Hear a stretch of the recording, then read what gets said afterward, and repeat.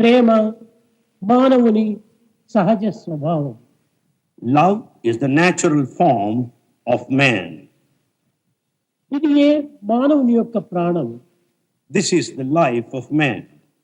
మనము ఒక మొక్కను ఎంతో ప్రేమతో అల్లారు ముద్దుగా పెంచి దానిని పోషిస్తూ ఉంటాం.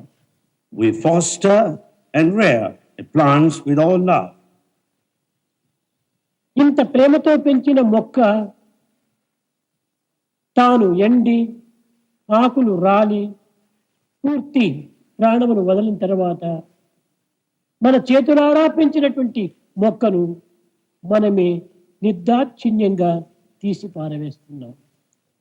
The plant that you rear and grow in water, if sheds all its leaves and gets dried up, you will burn it with your own hands, which are grown wholeheartedly. ఎంతవరకు ఈ మొక్కను మనం ప్రేమించాం? To what extent you love these saplings? ప్రాణం ఉండినంత వరకు ఈ మొక్కను ప్రేమించాం. You love the plant so long it is alive. ఈ మొక్క ప్రాణం పోయిన తర్వాత మనం ఆ మొక్కను ప్రేమించటం లేదు. The moment plant dies, you no longer love it. కానీ పెంచి పెద్దగా వించినటువంటి తల్లిని చిన్నప్పటి నుంచి కూడా మనము ప్రేమిస్తాం.